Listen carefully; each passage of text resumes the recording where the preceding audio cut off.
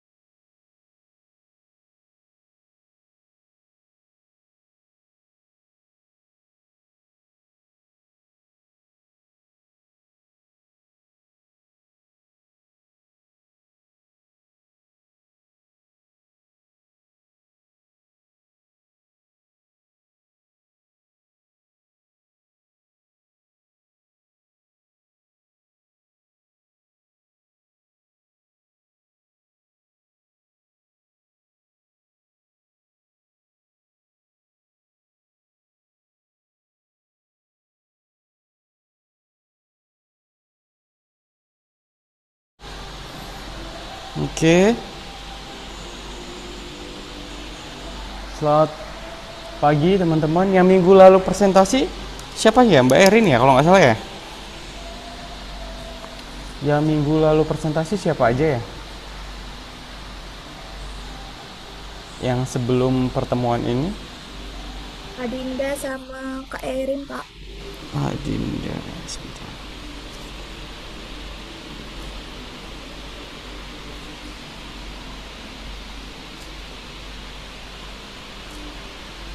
Oke, sekarang silahkan berikutnya mungkin Valencia.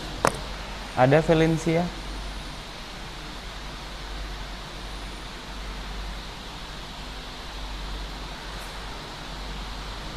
Halo Valencia, apakah bersedia?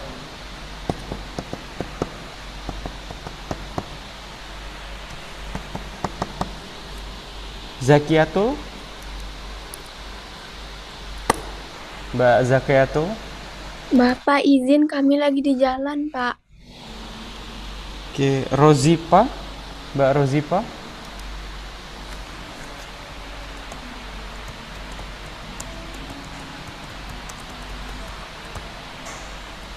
Mbak Rozipa, halo. Apakah tidak ada?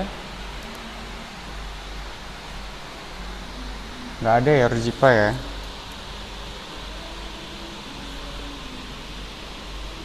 Mutia Kolbu. Pak, maaf, Elina hadir, Pak. Ada, Pak. Ya, bisa presentasi tidak, Mbak? Bisa, Pak. Oke, silahkan Mbak Valencia dipersiapkan ya. Sebentar, Pak.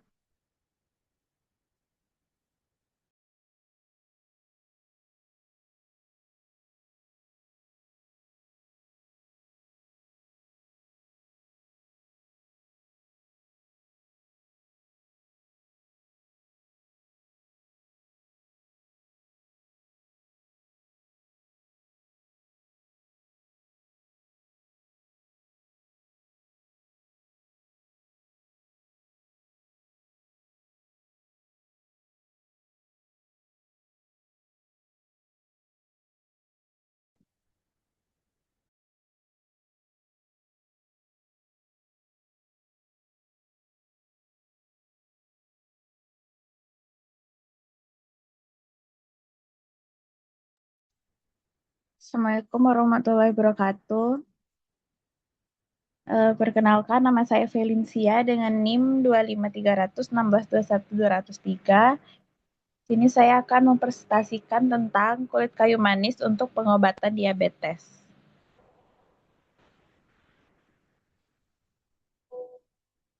Latar belakangnya yaitu diabetes mellitus atau yang sering dikenal dengan kencing manis. Diabetes mellitus merupakan suatu kelompok penyakit metabolik di mana terjadi kenaikan gula darah yang dikarenakan adanya kelainan sekresi dari hormon insulin, kerja hormon insulin atau akibat keduanya. Pengobatan yang tepat dan teratur merupakan kunci supaya penyakit diabetes mellitus dapat ditangani dengan baik sehingga tidak terjadi komplikasi lebih lanjut. Penderita diabetes mellitus memerlukan pengobatan jangka panjang. Pengobatan dengan obat kimia dapat menimbulkan berbagai efek samping. Pengobatan herba rendah efek samping dengan seduhan kulit kayu manis. Seduhan kulit kayu manis hangat memberikan pilihan alternatif bagi penderita diabetes untuk menurunkan kadar gula darah dengan cara yang lebih aman. Prevalensi diabetes mellitus diperkirakan terus meningkat secara signifikan di seluruh dunia hingga tahun 2030 sehingga diperlukan upaya pencegahan dan pengendalian yang lebih efektif untuk mengurangi beban penyakit ini.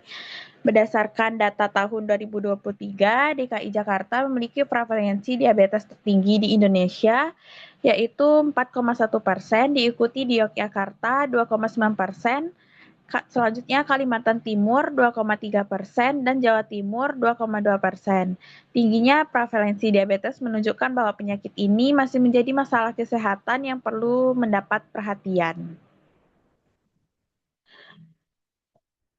Kayu manis termasuk ke dalam famili Lauraceae dengan genus Cinnamomum.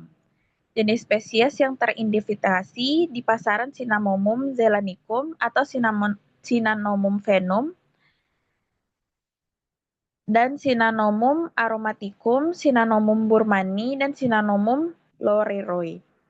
Senyawa bioaktif kayu manis dilaporkan memiliki sifat fungsional dalam berbagai aktivitas farmakologi, diantaranya sebagai antioksidan, antiinflamasi, antipemik, antidiabetes, antimikroba, antitumor, antihipertensi, gastroprotektor, antiviral, imunomodulator, dan anti kanker.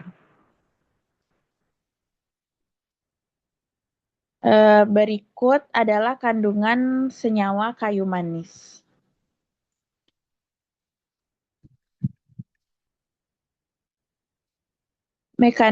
Mekanisme antidiabetes, kayu manis membantu menurunkan kadar gula darah dengan menghambat enzim O-amilase dan O-glukasidase sehingga penyerapan glukase menjadi lebih lambat. Selain itu, kayu manis meningkatkan sensitivitas insulin dan aktivitas GLUT4. Mekanisme kayu manis terhadap penurunan KGD diantaranya adalah: 1. Menyebabkan peningkatan rangsangan insulin, di mana tubuh lebih efektif dalam merespon insulin yang efeknya adalah penurunan gula darah. 2. Sinamon juga bisa menyebabkan lambatnya penyerapan karbohidrat dalam pencernaan makanan di usus dan membantu mengatasi peningkatan gula darah sesudah makan. Dan yang ketiga, menyebabkan penurunan produksi glukosa di hati, di mana adalah salah satu sumber utama glukosa darah di dalam tubuh. Data potensi kayu manis. Penelitian menurut Nora Hayati et al. 2025 dalam jurnal efektivitas seduhan kayu manis terhadap kadar gula darah pada diabetes mellitus tipe 2 di Puskesmas Langsa Barat. Berdasarkan tabel 3 pada hari pretest dan protest hari ketiga intervensi pemberian kayu manis, setara penurunan kadar glukosa darah setelah dilakukan pemberian seduhan kayu manis yaitu 91.500, T 3,238 dan nilai P sama dengan 0,001. Hasil tersebut menunjukkan bahwa terdapat efektivitas seduhan hangat kayu manis terhadap kadar glukosa darah penderita diabetes tipe 2. Selanjutnya pada post-test setelah hari ke-7, pemberian kayu manis nilai Renata penurunan KGD setelah dilakukan pemberian kayu manis adalah sebesar 1.504.614. Selanjutnya, berdasarkan penelitian Dewi Kurniawati et al. 2022, dalam jurnal pemberian serbuk kulit kayu manis terhadap kadar glukosa darah lansia dengan diabetes mellitus. Berdasarkan penelitian yang peneliti lakukan, didapatkan hasil bahwa terdapat pengaruh pemberian serbuk kulit kayu manis terhadap kadar glukosa darah puasa penderita diabetes mellitus tipe 2. Artinya, pemberian serbuk kulit kayu manis sebanyak 1 gram yang dikemas ke dalam kapsul yang diberikan kepada responden 1 kali sehari selama 7 hari berturut-turut dapat menurunkan kadar glukosa darah puasa. Pengolahan kulit kayu manis sebagai antidiabetes. Kayu manis yang telah diambil dicuci dengan air mengalir hingga bersih, kemudian ditiriskan, lalu ditimbang kayu manis sebanyak 10 gram.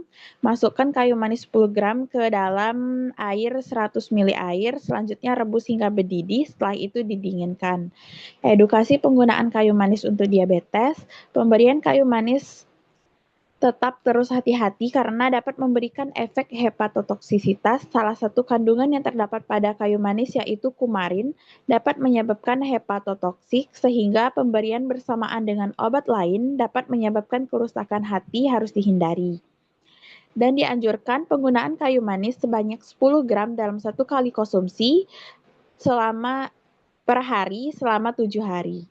Selain mengkonsumsi obat-obatan, penderita diabetes juga perlu melakukan aktivitas fisik guna menurunkan kadar gula darah. Kayu manis dapat digunakan sebagai terapi pendukung untuk membantu mengontrol kadar gula darah, namun tidak menggantikan pengobatan medis.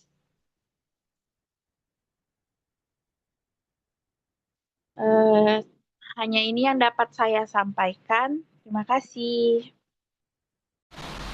Oke, baik. Boleh ke slide pertama? Oke. Ini salah nih, ini saya nih. Nama saya. Oke, next slide.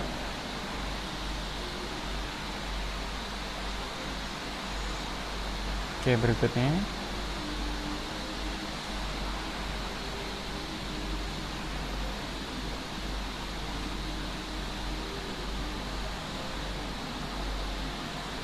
Oke, paling tinggi rata-rata di Pulau Jawa ya. Oke, lagi berikutnya. Oke, berikutnya. Terus, ini bagus nih, ada penjelasannya di bawahnya. Oke, berikutnya. Lagi.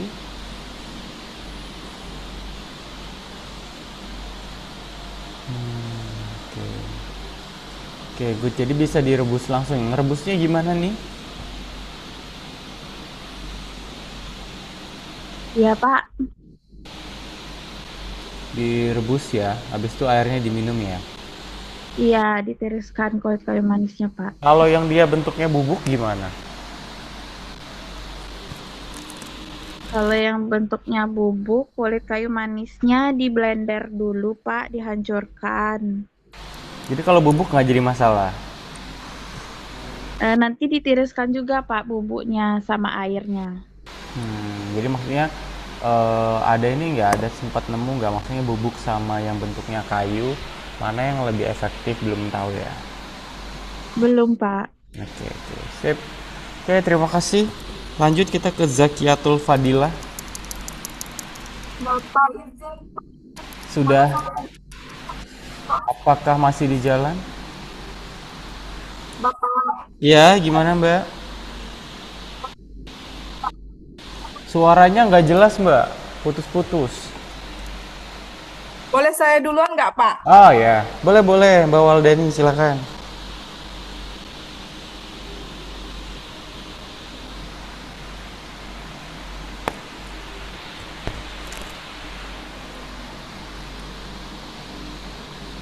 Assalamualaikum warahmatullahi wabarakatuh. Waalaikumsalam warahmatullahi wabarakatuh. Selamat pagi semua. Perkenalkan, saya Waldani Arkandi, saya mahasiswa Cika semester 2 dari Universitas Adiwangsa Jambi. Di sini kita akan berbicara tentang penyakit campak. Kalau bicara tentang campak, saya yakin Bapak dan Ibu pernah mendengar tentang pengobatan campak menggunakan daun jarak, bukan? Sebelum membahas itu mitos atau fakta, terlebih dahulu kita harus tahu dahulu latar belakang dari penyakit campak itu sendiri. Next. Mengapa kita perlu bicara tentang campak? Masalahnya campak masih menjadi penyakit berbahaya di Indonesia. Banyak orang tua yang salah paham tentang gejala campak dan mencoba pengobatan tradisional yang justru berbahaya. Yang kita butuhkan yaitu informasi yang tepat dan mudah dipahami. Pemahaman tentang cara kerja tubuh saat terkena campak. Panduan penanganan yang sesuai standar kesehatan agar anak dapat sembuh dengan aman dan cepat. Fakta dan data campak dalam angka. Yang pertama, 9 juta lebih kasus campak per tahun di seluruh dunia. Yang kedua, 128.000 lebih kematian per tahun, mayoritas anak kurang dari 5 tahun diakibatkan oleh campak. Yang ketiga, 90% penularan ke orang yang tidak divaksin. Yang keempat, penyebab kebutaan pada anak di negara berkembang. Campak dapat dicegah dengan vaksinasi, namun jika sudah terkena, penanganan yang tepat sangat menentukan kesembuhan anak.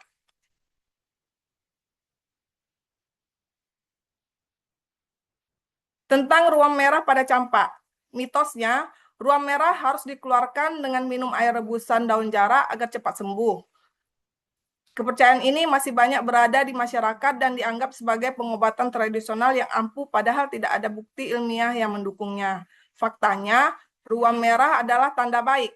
Munculnya ruam merah pada kulit adalah tanda bahwa sistem imun tubuh sedang bekerja keras melawan virus campak. Ini adalah reaksi alami yang sehat. Ruam tidak perlu dikeluarkan paksa. Yang perlu dilakukan adalah memperkuat daya tahan tubuh anak agar virus dapat dilawan dengan optimal. Bahaya daun jarak yang perlu diketahui yaitu biji daun jarak mengandung racun berbahaya bernama risin yang bisa mengancam nyawa. Air rebusan daun jarak tidak boleh diminum. Risin dalam biji jarak adalah salah satu racun paling mematikan di dunia. Minum air rebusan dapat menyebabkan keracunan serius bahkan kematian. Daun jarak memiliki lapisan lilin alami. Daun jarak hanya boleh digunakan untuk pemakaian luar, dioleskan di kulit untuk membantu menyerap dan meredakan panas.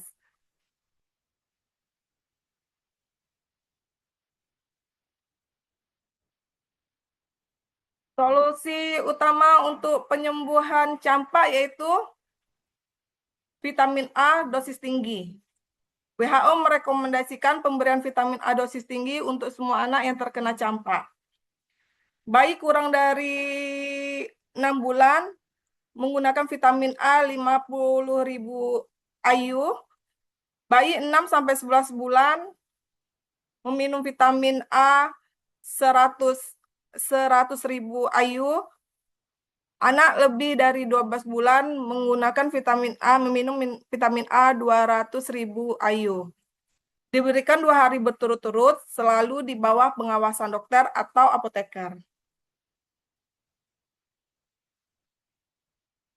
Perawatan di rumah yang tepat yaitu pertama, minum banyak cairan. Pastikan anak minum air yang cukup. Dehidrasi bisa memperburuk kondisi dan memperlambat pemulihan. Yang kedua, berikan paracetamol jika demam. Gunakan paracetamol sesuai dosis untuk menurunkan demam. Jangan gunakan aspirin pada anak. Ketiga, makanan bergizi. Berikan makanan bergizi dan mudah dicerna. Nutrisi yang baik membantu tubuh melawan infeksi. Keempat, istirahat penuh. Anak perlu banyak istirahat, hindari aktivitas berat selama masa pemulihan. Fokus utama kita yaitu bukan mengeluarkan bintik, tapi memperkuat daya tahan tubuh anak. Ingat 5 hal yang penting ini. Pertama, ruam merah adalah tanda sistem imun bekerja, bukan sesuatu yang harus dikeluarkan paksa. Yang kedua, jangan minum air rebusan daun jarak. Bijinya mengandung racun risin yang sangat berbahaya. Yang ketiga, berikan vitamin A dosis tinggi sesuai usia, 2 hari berturut-turut dengan pengawasan tenaga kesehatan.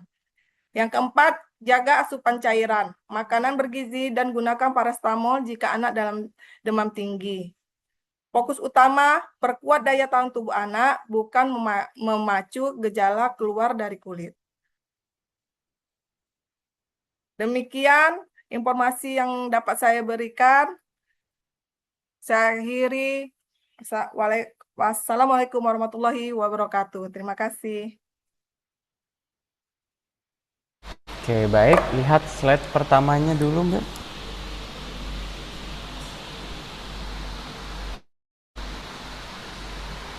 Oke, next slide. Oke, berikutnya.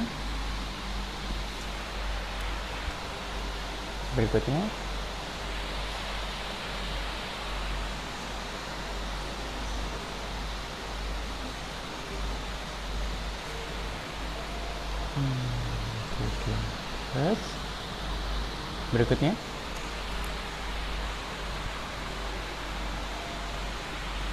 Vitamin A dosis tinggi ya kalau campak ya. Oke, berikutnya.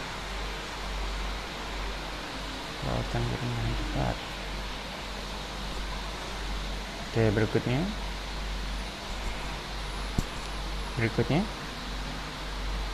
Wah, oke, baik.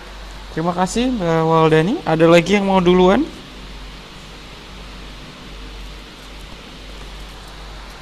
Tidak ada? Kalau tidak ada, ke Zakiato.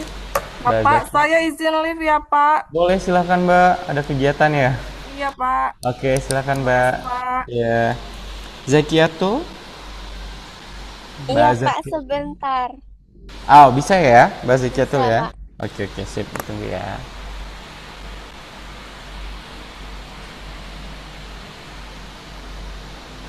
Bapak, Hai ya, Mas Farid. Ada juga lah cowok di kelas. izin Pak. Pak Farid aja duluan Pak, boleh nggak Pak? Oke, kita tunggu ini dulu ya. Ini soalnya Mbak Zakiatul sepertinya sudah bersiap-siap habis Mbak Zakiatul ya. Baik Bapak. Oke, sip Mas.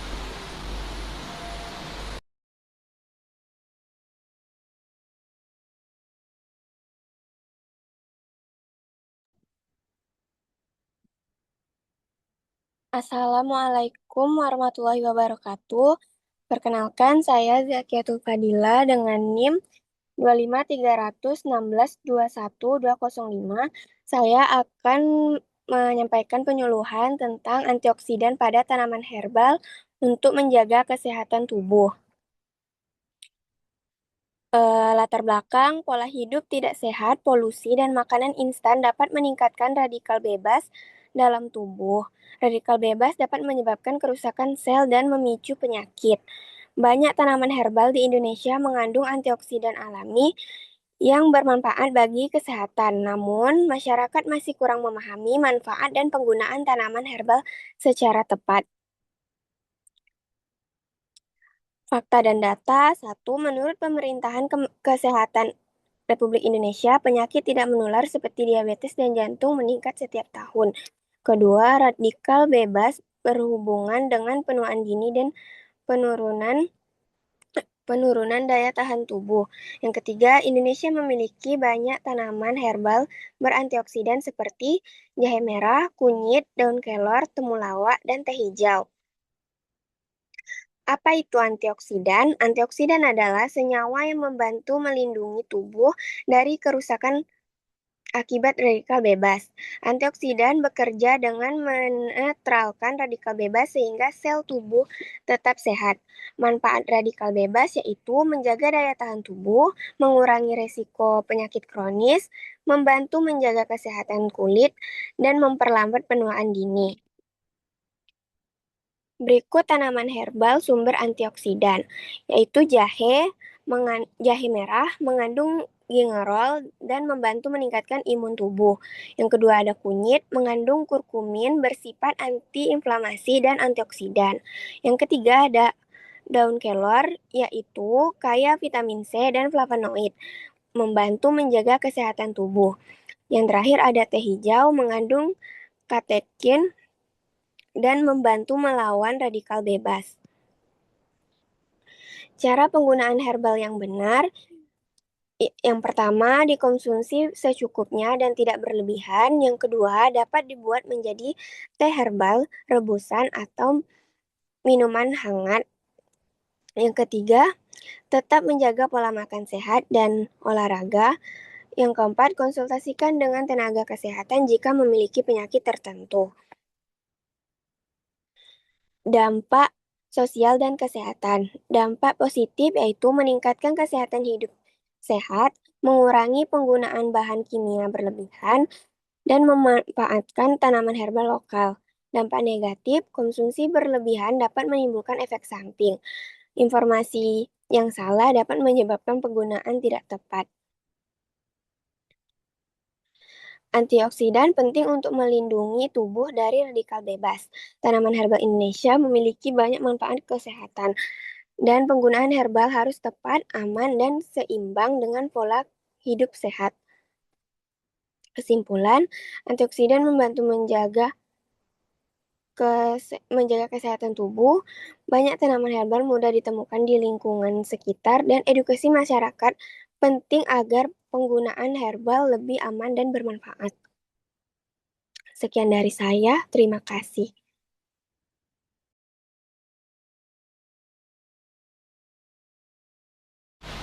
Kita ke slide pertama dulu, Mbak. Oke, slide berikutnya. Oke, slide berikutnya. Lagi. Oke.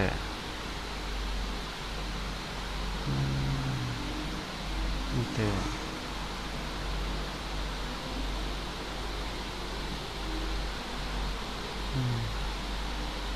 Oke.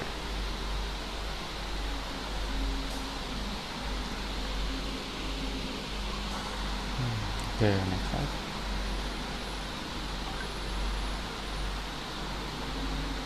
Oke, berikutnya. Nah, oke. Pertama, pertanyaan buat Mbak Zakiatul, mungkin juga buat informasi buat saya juga ya.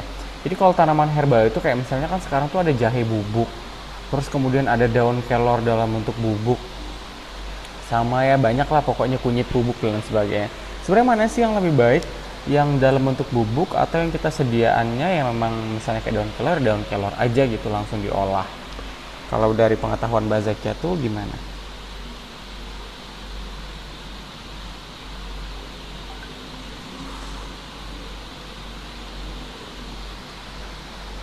Halo, Mbak Zakiatul.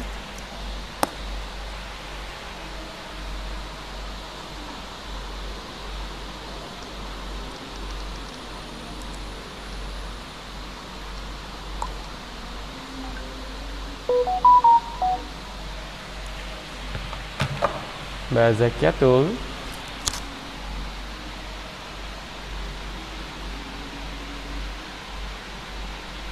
Oke. Kayaknya suara saya terdengar atau tidak ya teman-teman? Dengar Bapak? Oke, berarti Mbak Zakiatulnya sudah kami. Oke, Mas Farid, silakan Mas Farid. Kayaknya baru sekali ini saya melihat wajah Mas Farid kayaknya. Akhirnya open kamera juga Mas Farid. Oke, silakan Mas.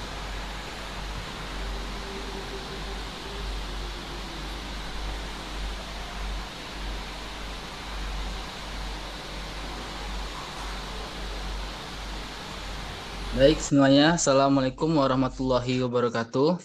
Perkenalkan, nama saya Farid Miftahul Aras dengan NIM 2530016121211. Baiklah, di sini saya akan mempresentasikan tentang bahaya penggunaan antibiotik sembarangan.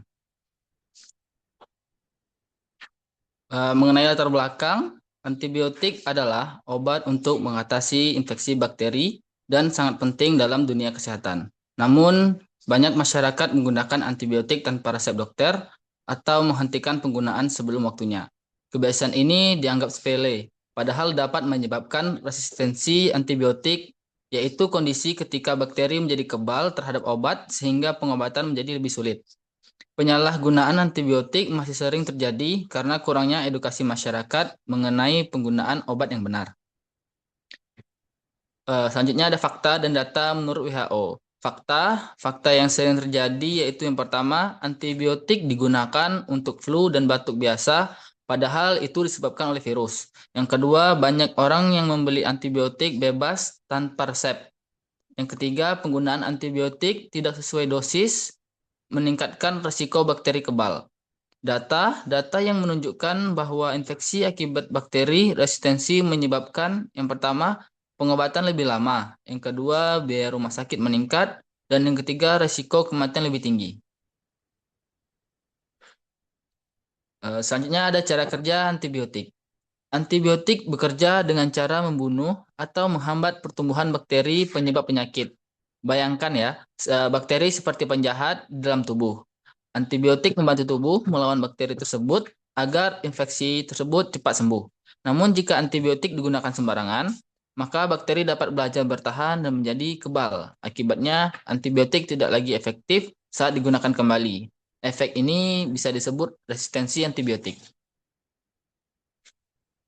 Dampak penggunaan antibiotik berlebihan, yang pertama ada efek ringan yaitu mual, diare, pusing, dan reaksi alergi. Yang kedua ada efek berat yaitu kerusakan organ tertentu, infeksi semakin sulit diobati dan membutuhkan antibiotik yang lebih kuat dan mahal. Jarti sedikit kanan. Jika resistensi terus meningkat, infeksi ringan sekalipun bisa menjadi berbahaya dan sulit disembuhkan. Selanjutnya, dampak sosial dan kesehatan. Dampaknya, penyebaran bakteri resistensi lebih cepat, beban biaya kesehatan meningkat, pasien harus dirawat lebih lama di rumah sakit, dan produktivitas masyarakat menurun akibat sakit berkepanjangan. Selanjutnya, masalah ini membutuhkan kerjasama, yaitu yang pertama tenaga kesehatan, yang kedua apoteker, yang ketiga pemerintah, dan yang keempat masyarakat. Eh, Pesannya, gunakanlah antibiotik dengan bijak demi kesehatan masa depan. Yaitu yang pertama, antibiotik bukan untuk semua penyakit dan tidak boleh digunakan sembarangan. Yang kedua, gunakanlah antibiotik sesuai resep, sesuai dosis, dan dihabiskan sesuai aturan. Yang ketiga, jangan pernah membeli antibiotik bebas, menghentikan obat sebelum waktunya, dan menggunakan antibiotik milik orang lain. Untuk kesimpulannya, kesadaran masyarakat tentang penggunaan antibiotik yang benar sangat penting untuk mencegah resistensi antibiotik. Yang kedua, peran apotek dan tenaga kesehatan dibutuhkan untuk memberikan edukasi agar penggunaan obat lebih aman dan rasional. Mungkin cukup sekian. Saya akhiri. Assalamualaikum warahmatullahi wabarakatuh. Waalaikumsalam. Silakan saya satu. Oke, next slide. Oke, berikutnya. Oke, berikutnya. Oke, lagi. Sip, sudah di close aja. Baik, teman-teman sekalian, ini rata-rata pada di luar kota ya. Mungkin nanti kalau misalnya ada waktu atau ada kesempatan, mungkin bolehlah satu kali kita offline kali ya. Kalau memungkinkan, tapi kalau tidak memungkinkan ya sudah tidak jadi masalah. Jadi biar paling enggak saya tahu dan kenal teman-teman semuanya gitu. Kalau misalnya ada waktu untuk ada kelas offline-nya satu kali misalnya. Tapi kalau enggak pun enggak apa-apa, enggak usah. Oke, teman-teman sekalian, mungkin itu saja untuk hari ini. Nanti minggu depan lanjut lagi presentasinya. Kalau bisa minggu depan kita gimana Bu Erin? Bu Erin? Bapak bilang tadi mau offline. Kalau misalnya bisa. Saya kalau offline-nya hari Sabtu ya. Iya mungkin ya. Nanti konfirmasi dulu sama teman kalau sekitar bulan Juli. Juli saya kebetulan lagi di kampus saya di Thailand. Mungkin saya bisanya. Oh ya udah. Kayaknya Saya tapi Juli enggak apa-apa. bisanya. Saya Juli bisanya, Pak. Oke, Ada oke. cuti ya. Yalah kalau Bapak enggak bisa. Iya, oke lah. Enggak apa-apa. Nanti mungkin kapan-kapan kalau saya ada seminar offline yang sifatnya membahas komunikasi, nanti kalau teman-teman bisa datang ya nanti kita boleh kondisikan. Oke, untuk minggu depan saya berharap bisa diselesaikan gitu ya. Karena kemarin kita ada sempat masuk satu kali. Jadi kalau minggu depan boleh Mbak siapa ya ininya ya PJ-nya Mbak Rati ya. Iya, Pak. Berarti kalau bisa minggu depan bisa dua sesi diambil sekalian, maksudnya dari jam 8, 9, 9, 10 gitu. Karena minggu depan saya sudah di Thailand, jadi kayaknya waktu saya cukup longgar, jadi kalau mau dimulai dari jam 8 tuh masih bisa. Gitu ya. Jadi kalau mau dimulai dari jam 8 sampai 9, 9, 10, 2 jam biar presentasinya selesai, habis itu bisa fokus ke materi lagi. Karena kan kita tinggal beberapa kali pertemuan lagi gitu ya. Oke, itu aja dari saya. Terima kasih banyak untuk hari ini. Kurang lebihnya saya mohon maaf. Wabillahi taufiq wal hidayah. Wassalamualaikum warahmatullahi wabarakatuh. Waalaikumsalam warahmatullahi wabarakatuh. Terima kasih ya, Pak. Bapak, Iya Mbak. berarti Bapak bisanya di hari Sabtu ya, Pak? Hari lain mau hari apa? Nanti kami lihat jadwal kalau bisa masuk Bapak. Soalnya kalau 14 pertemuan, ini kita pertemuan ke-12, tinggal 2 pertemuan lagi. Yes, betul. Gitu. Berarti Kalau bisa enggak, langsung habis. kayaknya harusnya 16 nggak sih?